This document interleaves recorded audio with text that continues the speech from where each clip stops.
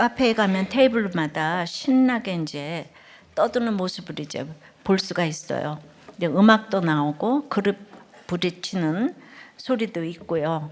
그런데 신기하게도 마주 앉은 친구 이야기는 너무 잘 들려요.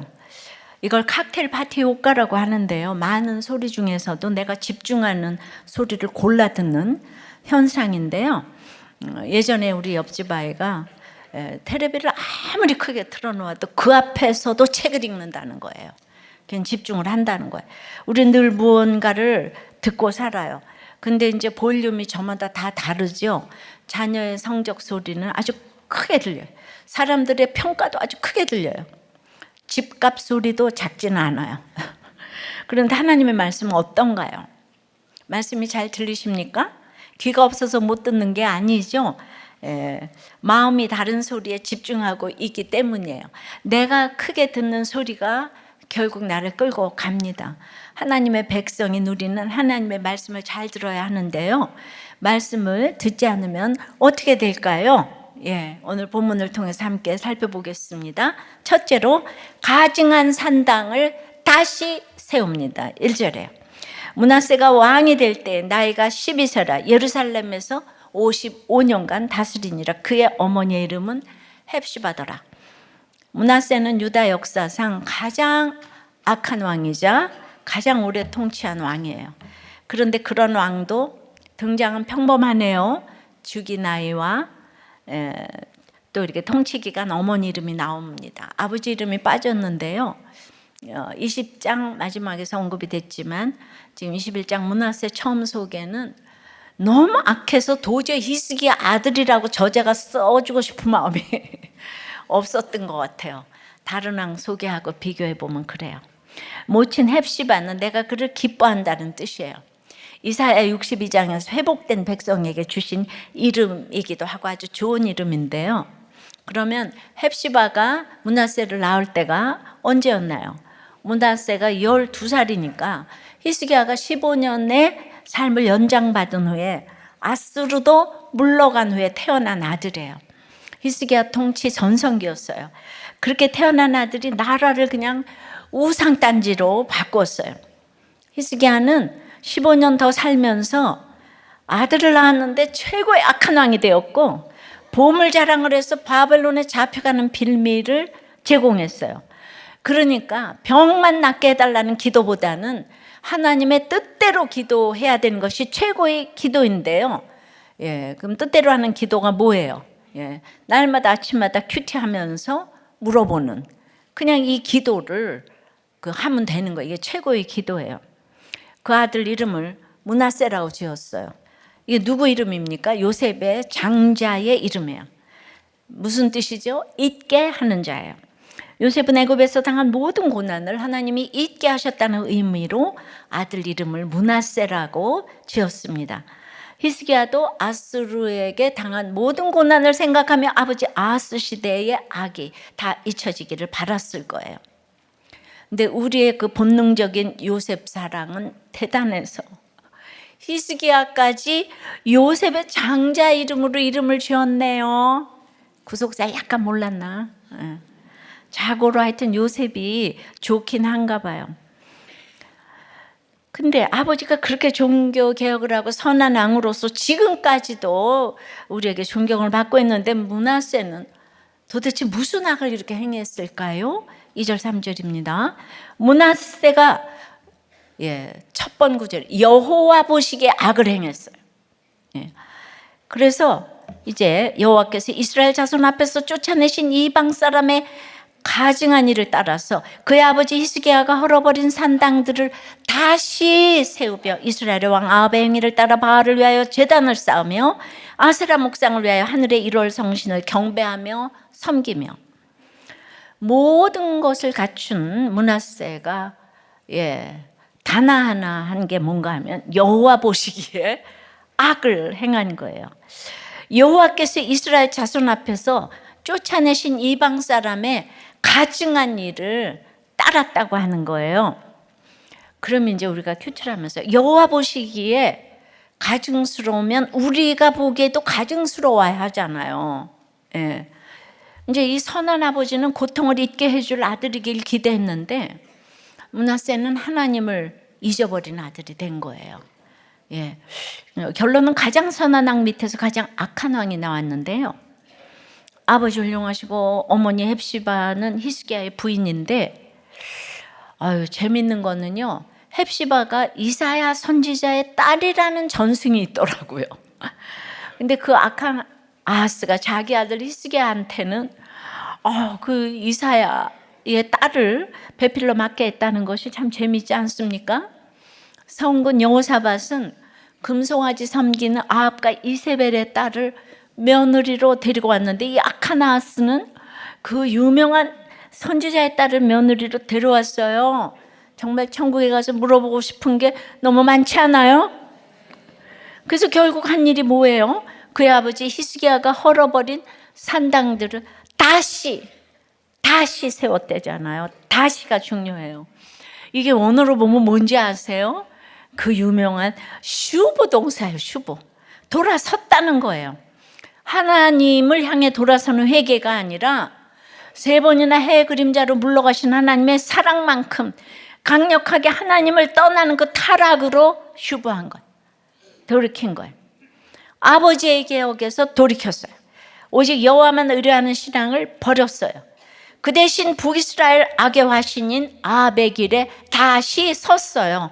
아버지가 그렇게 어렵게 철폐한 산당을 다시 세웠습니다. 아세라 목상을 다시 만들고 바알과 1월 성신 우상을 다시 숭배했어요. 가증한 산당을 다시 세운 거예요. 히스기야가 그리도 어렵게 없앴는데 므낫세는 그냥 여발하는 듯이 다시 세웠어요. 자식과 아버지의 가치관이 지금 너무 다르기 때문이에요. 여러분, 굉장히 중요한 얘기를 해야 될 건데, 행위가 중요한 게 아니에요. 똑같이 돌아서는 행위고 돌이키는 행위인데 하나는 선이고 하나는 악이잖아요. 그죠? 문제는 목적이고 방향인데, 하나님을 향해 돌이키면 생명이지만 하나님을 등지면, 등지고 돌이키면 죽음이에요. 물론 등지다가도 마지막에 하나님을 향하면 생명이에요. 근데 이것을 세상은 참 알 수가 없는 거죠. 이제 슈브가 회개예요. 근데 이 세상에 회개만큼 강력한 것이 없는데 그 강력함으로 아합의 길로 다시 타락한 거예요. 예. 자, 우리의 구원은 행위가 아니고 믿음인데요. 믿음은 회개로 나타나는 거죠. 근데 회개를 하지 않는 믿음은 가증할 수밖에 없다는 거예요. 회개가 없는 이런 믿음. 참 하나님 일을 알 수가 없는데요. 참 세상적으로 말하면 히스기야처럼 불쌍한 사람도 없어요. 아버지 아하스도 그렇게 악해가지고 히스기야가 성군이 됐는데, 아들은 그냥 할아버지보다 더 악한 왕이 됐어요. 그냥 우리가 생각하기에 악한 아버지 밑에서 악한 아들이 나와야죠. 선한 아버지 밑에서 선한 아들이 나와야 하잖아요. 근데 다 거꾸로예요. 예. 그러니까 이제 행위로 판단하지 말라는 거예요. 콩 심는데 콩이 나야 되는데 콩 심는데 팥이 나면 안 되잖아요. 근데 성경은 우리의 허를 계속 찌르고 있어요. 악한 데서 선한 왕, 선한 데서 악한 왕, 악한 데서 악한 왕, 선한 데서 선한 왕. 우리가 이렇게 생각하려고 그러면 자꾸 그냥 이제 허를 찌르는 그런 스토리를 자꾸 보여주셔요. 문제는 없고 문제 부모만 있다는 것이 믿는 우리가 적용할 원리지, 하나님을 경외하고 경외해도 이런 악한 아들이 나올 수 있다는 걸 우리한테 보여주시잖아요. 물론 합리화하려고 하는 얘기는 아닙니다. 근데 우리는 이제 인과응보 격으로 아주 전자동으로 인과응보로 돌아갑니다. 저 사람이 착하니까 잘 되는 거야, 악하니까 안 되는 거야. 그런 생각은 내 자신에게만 적용하면 돼요. 문제 안 없고 문제 부모만 있다는 걸 자신한테만 적용해야지 남한테 적용해서는 안 됩니다. 왜냐하면 그 사람은 언제 바뀔지 우리가 또 모르기 때문에 함부로 남에 대해서는 이렇게 저렇게 얘기를 하시면 안 되는 거예요. 그러나 이런 설명보다 더 근본적인 것은 바로 인간의 본성 자체라는 거죠.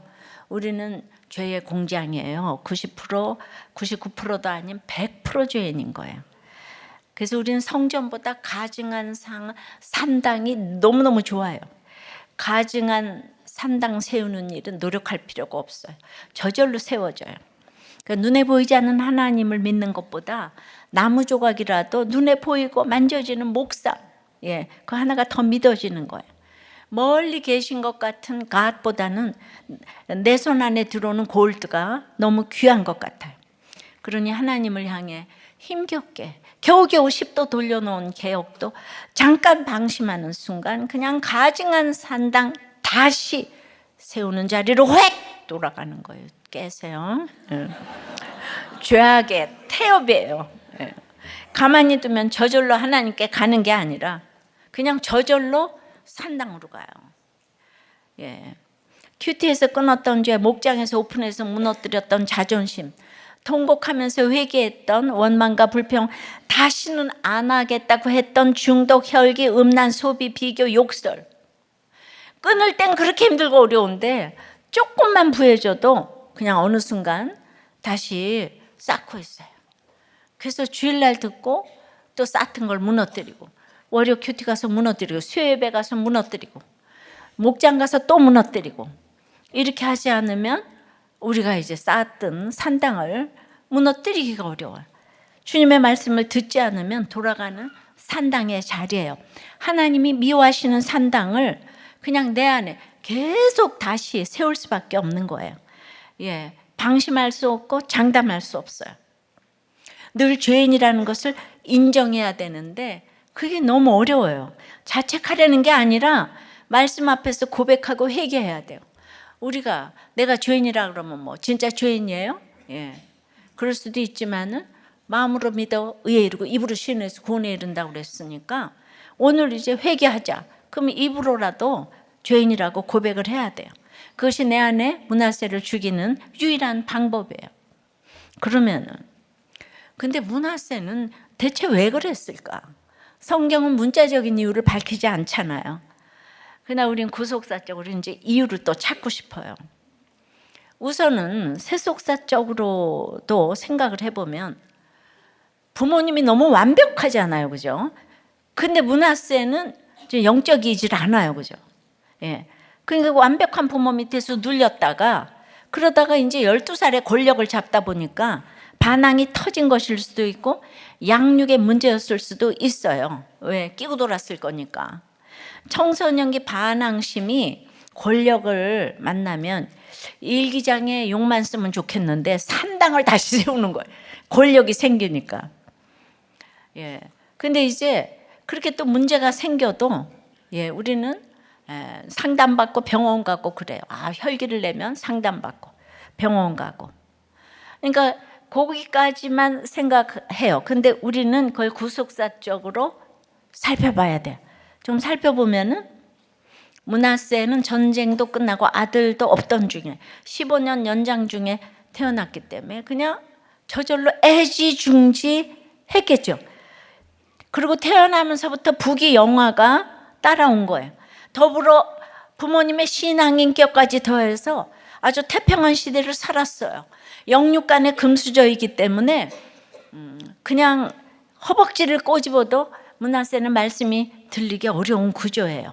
그래서 부자가 천국 못 간다는 모델이 되어서 히스기야는 구속사로 입문을 전혀 못하는 거예요. 구속사로 아무리 얘기를 해도, 근데 그것도 하나님의 심판 가운데 있는 거겠지만은 우리는 이런 므낫세를 이해해야 되는 거예요. 저 왜 안 될까가 아니고 그러고 저러고 해서 안 되겠네. 그럼 뭐 해야 돼? 기다려야 되는 거지. 재벌가의 사위가 이혼하고 감옥에 갔는데 아들은 너무 반듯하게 큰 것이 그런 예예요. 반듯하게 컸잖아요. 그래도 구속사로 그래도 그 아버지가 있었기 때문에 이 땅에 이 아들이 생명으로 오지 않았겠습니까? 반듯하게 클 수 있지 않았어요. 그리고 그 아버지도 그럴 이유가 있었을 거예요. 이런 생각 자체를 할 수 있는 게 구속사라 이거예요. 근데 여러분들은 맨날 손가락질 하느라고 바빠. 그렇게 해서는 되는 게 없어요. 그게 너무 쉬워 보이지만 또 너무 안 됩니다. 사람으로서는 할 수가 없어요. 하나님은 하실 수 있으니까. 말씀이 들리는 거는 이런 걸 의미해요. 내 죄가 보이는 사람은 어떤 사람도 그 사람 입장에 서보는 거예요. 그 사람 입장에 서보는 거예요. 그냥 무조건 그냥 알랄랄라 이러시면 안 되는 거예요. 적용 질문입니다. 내가 은혜로 헐어버린 산당은 뭐예요? 공동체에서 끊어낸 죄악은 무엇인가요? 내 죄악의 태업은 무엇이에요? 예. 그래서 혹시 요즘 나도 모르게 그것을 다시 세우고 있지는 않아요? 우리 전자동으로 그냥 죄는 지려고 노력할 필요가 하나도 없어요. 가만히 있으면 그냥 죄가 져져요. 예, 그게 너무 자연스러운 현상이에요.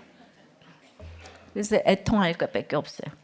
자, 내 자녀들을 세속사로 판단합니까? 구속사로 기다립니까? 구속사는 기다리는 거예요. 그리고 기다림은 회개로 나타나야 되는 거예요. 할 게 아무것도 없어. 회개밖에. 슈브밖에 할 게 없어. 타락으로 슈브하지 말고 하나님께로 슈브 돌이켜야 되는 거죠. 자, 말씀을 듣지 않으면 어떻게 될까요? 첫째, 가증한 산당을 다시 세웁니다. 둘째는 예배의 자리에 그러면 악을 쌓아놓게 돼요. 예배의 자리에 악을 쌓아놔요. 4절에서부터 7절에요. 여호와께서 전에 이르시기를 내가 내 이름을 예루살렘에 두리라 하신 여호와의 성전에 제단들을 쌓고 또 여호와의 성전 두 마당에 하늘의 1월 성신을 위하여 제단들을 쌓고 또 자기 아들을 불 가운데로 지나게 하며 점치며 사수를 행하며 신접한 자와 박수를 신임하여 여호와께서 보시기에 악을 많이 행하여 그 진노를 일으켰으며 또 자기가 만든 아로색인 아세라 목상을 성전에 세웠더라. 자, 므낫세가 다시 세운 산당은 어디 있나요? 산에 있어요. 근데 성읍 한가운데 있는 성전과는 거리가 있잖아요. 그런데 가증한 죄악은 한 자리에 머물지 않아요. 외곽에 머물지 않아요. 저 멀리 산 위에서 시작된 우상 숭배가 점점 안으로 들어와 가지고 이 산당이 성전 안으로 들어와 제단이 되었어요. 성전 마당에 온갖 잡신을 위한 제단으로 채워졌어요. 그리고 마침내 성전 안에 아세라 목상이 세워졌습니다. 아버지가 찍어버렸던 그 목상을 다시 살려서 아이고 성전에 이제 둔 거예요. 자, 이 단락을 감싸는 두 개의 동사를 보세요. 내가 내 이름을 예루살렘에 두리라 하셨다고 하죠. 어디입니까? 예루살렘 성전이요. 하나님이 거룩한 이름을 성전에 두셨어요. 그런데 7절에 보니까 므낫세가 아세라 목상을 또 어떻게 했다고 해요? 성전에 세웠더라. 여기서 이 두었다와 세웠다가 원어로는 똑같은 동사인 거예요. 똑같은 단어예요. 장소도 똑같이 성전이에요. 그런데 하나님은 거기에 자기 이름을 두셨지만 므낫세는 거기에 우상을 세웠어요. 무슨 뜻입니까? 이것은 모르고 한 행동도 아니고 실수로 한 행동도 아니라는 거예요. 철저하게 계산된 의도된 악행이라는 것이에요. 하나님을 정면으로 무시하며 거스르는 가증한 죄악을 저질렀다는 거예요. 므낫세의 행동은 엄청난 반역입니다. 예배의 자리를 이용해서 예배의 형식으로 예배의 이름으로 하나님이 아닌 우상을 섬긴 것이기 때문이에요. 여러분, 가장 큰 타락이 일어난 곳이 지금 어디예요? 광야가 아니에요. 변두리 작은 동네도 아니에요. 예루살렘이에요. 그것도 성전이에요. 어떤 성전이었나요? 문제투성이 성전이 아니었어요. 바로 자기 아버지가 회복했고 지켜냈고 부흥케 한 성전이에요. 어느 때보다도 깨끗하게 된 곳이에요. 아버지의 회개와 눈물이 서린 곳이란 말이죠.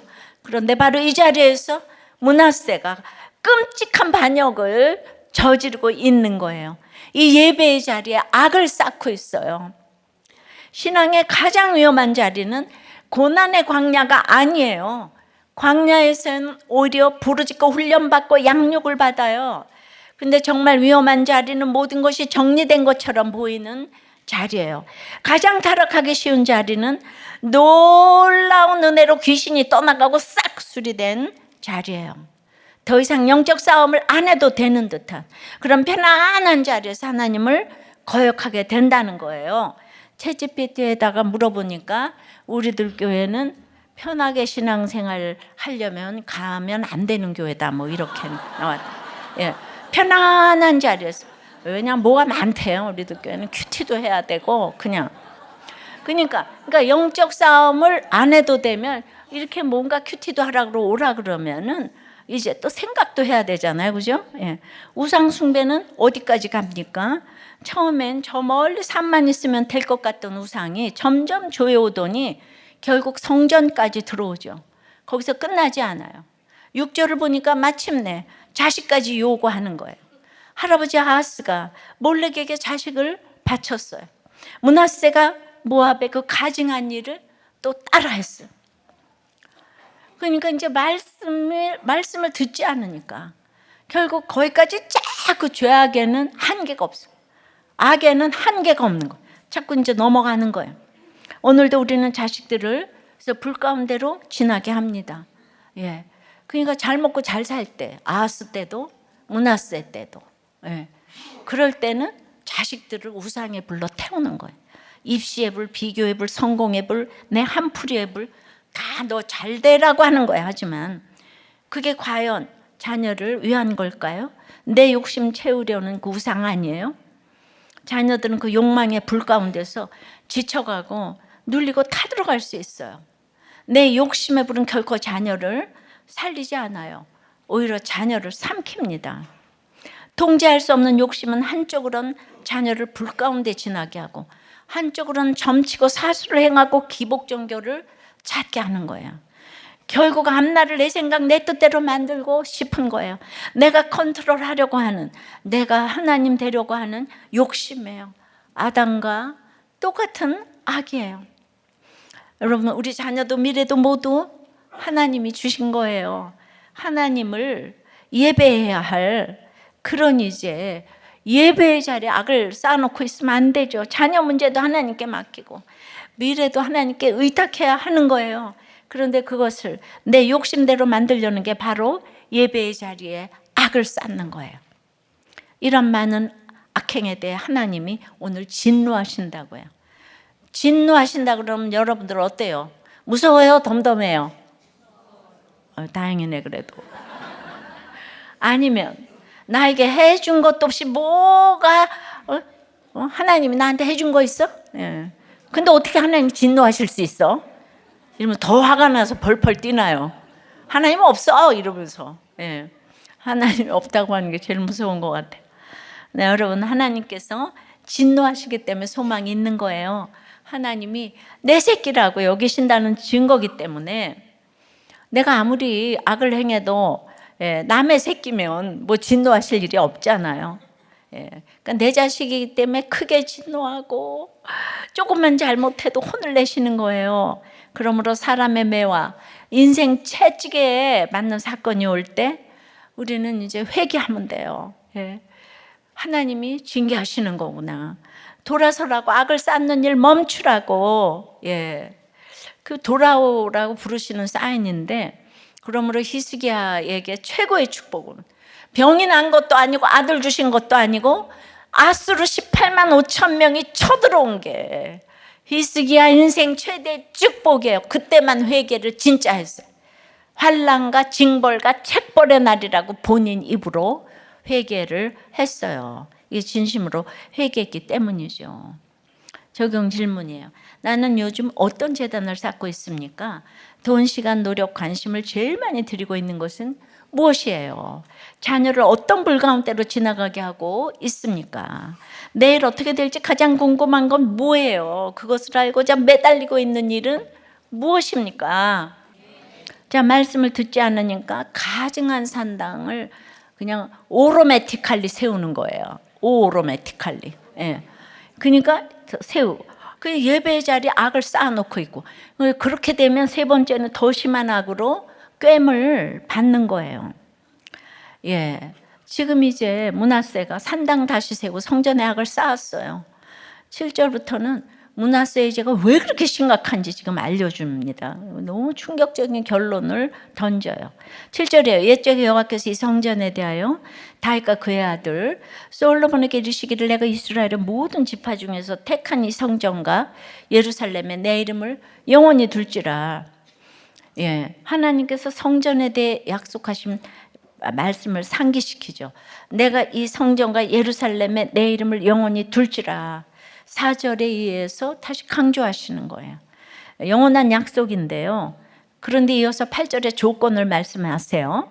만일 이스라엘이 나의 모든 명령과 나의 종 모세가 명령한 모든 율법을 지켜 행하면 내가 그들의 발로 다시는 그의 조상들에게 준 땅에서 떠나 유리하지 아니하게 하리라 하셨으니, 영원한 약속 뒤에 따라붙는 조건은 사실 무서운 거죠. 하나님의 약속은 깨지지 않지만 그 약속을 누리려면 지켜야 할 조건이 있다는 것이에요. 무슨 조건입니까? 모든 명령과 율법을 지켜 행하는 것이에요. 그래야 영원한 약속의 복을 누릴 수 있다는 것인데, 물론 우리가 받는 구원은 무조건적인 거예요. 하나님이 주신 구원을 잃어버릴 수는 없어요. 그러나 구원의 평안과 능력을 이 땅에서 온전히 누리는 것은 또 다른 문제란 말이죠. 구원받았지만 구원받지 않은 것처럼 이렇게 술을 드시는 거예요. 구원받았는데. 그러니까 누리지를 지금 못하시니까 염려, 걱정, 근심이 많으니까 저쪽으로 가증한 산당을 쌓고 이제 술을 드시는 걸로 푸는 거잖아요. 너무 안타까운 거죠. 그러니까 매주일 매일, 아니 매 순간이 사실 이런 선택에 기로운 거예요. 우리가 말씀 듣고 순종하기를 누가 가장 바라겠어요? 말씀하시는 하나님이 가장 바라시는 거죠. 그러니까 이렇게 조건을 달아서라도, 경고를 해서라도, 혼을 내서라도, 때로 매를 들어서라도 제발 말 좀 들으라고 외치시는 거예요. 근데 우리는 본질상 본성상 말씀 듣는 게 너무 어려워요. 유다 백성, 하나님의 백성이 제일 안 듣지 않아요? 안 들어. 오래 믿은 사람 제일 안 들어요. 지금 9절입니다. 이 백성이 듣지 아니하였고, 이거 제목이죠. 듣지 아니하였고 므낫세의 꾀물 받고 악을 행한 것이 여호와께서 이스라엘 자손 앞에서 멸하신 여러 민족보다 더 다같이 심하였더라. 하나님은 간절히 원하시지만 이 백성이 어떻게 했어요? 선택된 백성이 어떻게 했어요? 듣지 않았어요. 듣지 않았어요. 이게 충격이에요. 악을 행했고라고 하신 게 아니에요. 우상을 섬겼고라고 하지도 않으셨어요. 듣지 아니하였고 하십니다. 여러분, 신앙의 출발점은 들어야 되는 거예요. 이스라엘아 들으라. 신명기 6장 4절에. 그런데 이 말씀을 들은 이 백성이 듣지 않았어요. 하나님은 계속 말씀하시고 오래 기다리셨지만 백성은 듣지 않았어요. 듣는 것이 하나님 나라 인생의 시작인데, 그러니 하나님 백성이 하나님 나라 말씀을 안 들으면 뭘 듣겠어요? 세상 말을 듣죠, 그죠? 그러니까 말씀이 안 들리는 사람은 다 세상 말을 듣는 거예요. 그래서 이 백성이 뭘 들었어요? 므낫세의 꾀물 들었다 그러잖아요. 므낫세의 꾀물 들었대. 거기에 넘어갔어요. 왜죠? 므낫세가 설득을 잘해서요? 그것도 있겠죠. 그러나 그들도 므낫세와 똑같았기 때문에 다 넘어간 거예요. 히스기야 때는 북이스라엘이 아수르에 의해서 멸망했잖아요. 그러니까 두려움이 생겼어요, 백성들이. 그래서 히스기야의 개혁이 공감대가 형성이 되었어요. 근데 히스기야가 태평과 진실의 시대를 열었더니 잘 살게 되어서 조금 부여해지면 산당 세운다 그랬잖아요. 그래서 그냥 온 국민이 다들 전자동으로 산당으로 꼬이는 므낫세에게 꾀물 받았대잖아요. 유혹을 받은 자는 유혹한 자를 탓할 수가 없어요. 둘 다 욕심의 죄는 똑같아요. 오히려 유혹에 넘어간 사람 욕심이 더 큰 거예요. 그래서 속인 자보다 속은 자가 더 악한 거예요. 다윗처럼 예수님의 조상. 그런데 그 아들 압살롬이 온 백성의 마음을 훔쳤다 그랬어요. 그래서 이건 심판이에요. 다 므낫세의 꾀에 넘어가는 거. 이거 심판이에요. 똑같이 지금 욕심이 그득그득한데 그 욕심을 쫙 부추겨 주니까 므낫세의 게임에 다 넘어가는 거죠. 타락한 우리와 너희가 만나면 악은 지극히 정상인 것처럼 자리 잡게 돼요. 아주 자연스럽게 느껴져요. 악은 정말 평범한 거예요. 그게 악의 무서움이에요. 악인 줄도 모르고 다 넘어가는 거예요. 오늘 본문이 보여주는 게 바로 이 무서움이에요. 산당을 다시 세우는 악이 성전을 더럽히는 악으로 번지고 그것이 다시 온 백성을 물들이는 거예요. 그래서 어떻게 되죠? 하나님이 멸하신 여러 민족보다 더 심하게 됐다고 그러잖아요. 예. 그러니까 저는 이제 요새 어려서야 우리나라 맞나 싶을 정도예요. 가난했던 그때는 예수가 고마웠어요. 학교도 병원도 세워주었기 때문에요. 그래서 곳곳에서 예수 잘 믿으면 인정받았어요. 근데 언제까지 그렇게 믿을 줄 알았는데 요즘은 잘못만 하면 기독교로 몰아붙이는 거예요. 정말 격세지감을 느낍니다. 기독교 신뢰도가 아주 사회적으로 기독교인들 70%를 불신한다는 거예요. 그리고 중소도시 하나가 없어졌대요. 140만 명이 줄었대요. 예. 그러니까 4명 중에 1명이 안 믿고 그 중에서도 20세 미만이 완전히 떠났다는 거예요. 그러면 지금 나이 들은 사람이 교회가 있으면 10년 후도 장래가 없는 거예요. 예. 이거를 누구 탓을 하겠습니까? 그리고 아이들은 지금 20세 전에 아이들이 떠나면 어떻게 해요? 그러니까 우리도 교회 제가 이 큐티 모임 할 때부터 제가 재수생 모임을 16년간 인도하다가 교회를 했잖아요. 다음 세대 새싹 큐티인 이거 찍어낼수록 손해인 거 안 사. 예. 그래도 우리는 이거 찍어내야 돼요. 이게 많이 들잖아요, 그죠? 그림도 만들어야 되고. 죽자고 지금 다음 세대. 그러니까 우리도 교회는 다음 세대가 모이니까 이걸 제가 얘기해야 되잖아요. 20세 근데 20세까지 그때 교회를 안 나오면은 그 다음에는 돌아오기가 하늘의 별 따기라는 거예요. 어렸을 때 이게 습관이 돼야 되는 거예요. 이때 복음을 들어놓지 않으면은 이거 아주 이제 정말 그 부자가 천국 가는 것처럼. 여러분들이 다음 세대에 대해서 그러니까 지금 우리가 기독교로 몰아붙이는 거가 누구 탓이에요? 우리 믿는 사람끼리 하나가 안 되잖아요. 믿는 우리 삶의 결론이잖아요. 우리가 회개를 해야 되잖아요. 근데 믿는 우리가 이걸 더 듣지를 않아요. 우리가 회개할 게 몇 개 더 있잖아요. 더 뭐가 있어요 지금. 믿는 우리가 회개를 해야지. 맨날 누구 잘못했다 그러면 돼요? 아모스 8장에 11절에 양식이 없어 주름이 아니며 물이 없어 가람이 아니요 여호와의 말씀을 듣지 못한 기갈이라. 그러니까 말씀이 없어 기갈이 아니라 말씀을 듣지 못한 기갈인 거예요. 말씀이 없는 게 아니잖아요. 므낫세가 왜 말씀이 없어요? 그러니까 우리 주님도 유대인들을 향해 이렇게 말씀하셨어요. 마태복음 11장 21절에 너희에게 행한 모든 권능을 두로와 시돈에서 행하였더라면 그들이 벌써 베옷을 입고 제에 앉아 회개하였으리라.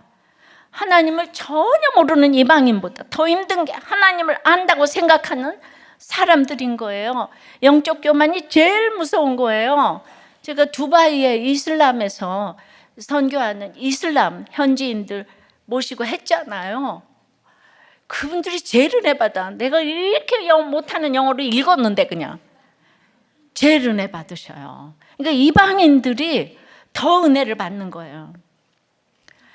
그러니까 우리 교회에서도 말씀이 제일 안 들리는 사람 우리 사역자들이에요. 뭐가 부족해서 그렇겠어요?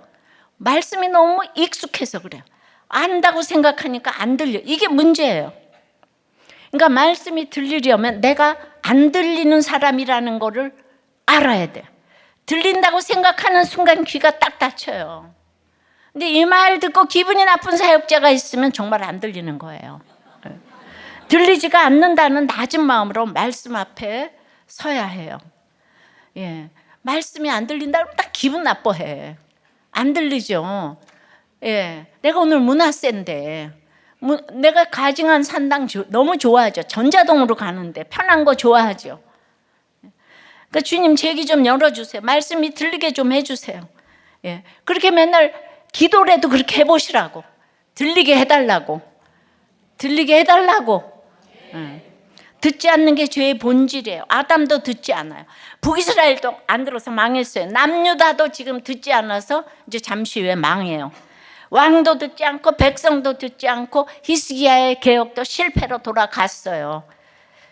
그런데 이 모든 듣지 않는 가운데 하나님이 남유다는 다윗의 후손으로 언약을 지켜가신다 그랬잖아요. 이게 택자한 거예요, 그죠? 행위로 구원받는 게 아니에요. 참 사람이자 참 하나님이신 예수 그리스도가 항상 계신 거예요. 오늘 본문에 이렇게 가증하게 악을 행하는 므낫세의 악밖에 없는데, 하나도 선한 게 없는데, 그런데 그 가운데 숨어 계시는 하나님을 발견했어요. 이 9절까지 여호와가 거의 절마다 나오는 거예요. 8번이나. 2절에도 2번 여호와가 4절에도 2번, 5절에도 한 번, 6절에도 한 번, 7절에도 한 번, 9절에도 한 번. 여러분 너무 놀랍지 않아요? 예, 우리가 잘나서 구원하는 게 아니잖아요. 예. 히스기야 때는 해 그림자가 되어서 3번이나 물러가신 주님은 악한 므낫세를 위해서는 더욱 쉬지 않고 절마다 8번이나 숨 죽이시고 보고 계시는 거예요. 이 주님의 사랑이, 그러니까 여러분들이 악한 사람을 그렇게 정죄하고 이러시면 안 되는 거예요. 예수님은 죽기까지 하나님 아버지의 말씀을 들으셨지요. 우리 구원은 듣지 않는 우리에게 있는 게 아니라 죽기까지 들으신 주님께 구원이 있는 거예요. 우리도 그러면 우리가 뭐 해야 돼요? 우리도 죽기까지 숨 죽이고 보고 듣고 기다려야 돼요. 우리 자녀들을 위해서, 우리 옆에 구원받아야 될 식구들을 위해서. 우리의 방향은 죽기 전까지라도 하나님께 돌이키면 하나님은 우리의 회개를 들으세요. 그러므로 구원은 우리의 행위가 아니라 방향이에요. 하나님은 늘 그 자리에 계시면서 우리가 방향을 틀기만 늘 기다리세요. 우리가 영접할 때 믿겠다고 고개만 까딱해도 그 회개를 받아주시잖아요. 그렇게 방향 전환을 한 걸 세상은 모르잖아요. 하나님은 속지 않으신다고요. 그래서 오늘 본문은 우리에게 질문해요. 너는 듣고 있냐? 듣고 있다면 우리 안에 자꾸만 세워지는 산당을 무너뜨려야 돼요. 예배의 자리에 마저 쌓고 있는 우상을 뽑아내야 돼요. 여러분들은 교회만 오고 밖에 나가서는 우상 다 섬기고 애들을 달달달달 볶고 교회 안 가도 돼. 너는 학교를 들어가야 돼. 공부 잘해서 시집 잘 가. 회사 잘 들어가. 나를 부양해. 이런 얘기를 하시면 이게 예배 성전에서 악을 쌓고 있는 거예요. 나 한 사람이 돌이켜 회개할 때 가정과 공동체가 살아나는 거예요. 그 회개의 자리에 하나님이 영원히 자기 이름을 두실 줄 믿습니다. 그러니까 우리 할 말이 없어요. 하나님은 악한 사람들을 위해서는 더 사랑이 많으세요. 막 므낫세를 위해서 창자가 끊어주시는 거예요. 결국 므낫세가 돌아와요. 그러니까 우리는 맨날 적용 질문에 나는 누구의 말을 가장 크게 듣고 있습니까? 상처, 사연, 이웃, 친구, 부모, 자식, 배우자입니까? 말씀입니까? 내가 받고 있는 꿰임은 무엇이에요? 그 내가 꿰고 있는 일은 없습니까? 나는 말씀이 들립니까? 듣고 있습니까? 나의 이 악함에도 주님이 숨죽이며 보고 계시는 것이 믿어지나요? 말씀 맺을게요. 말씀을 듣지 않으면 어떻게 될까요? 가증한 산당을 그냥 자연적으로 저절로 쌓는 데잖아요.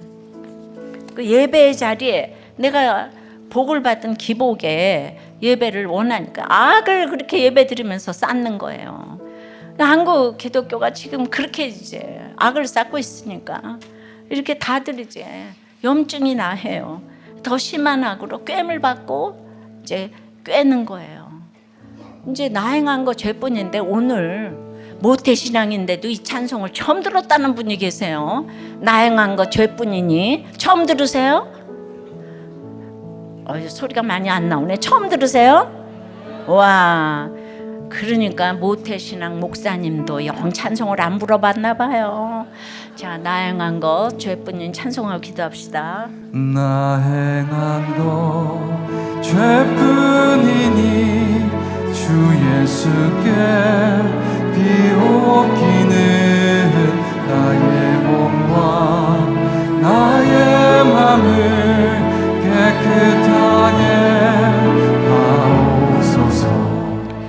아버지 말씀을 들어야 내 죄가 보이는데 상대방의 입장에 서게 되는데 말씀이 안 들리니까 늘 내가 옳다고 우깁니다. 합리화합니다.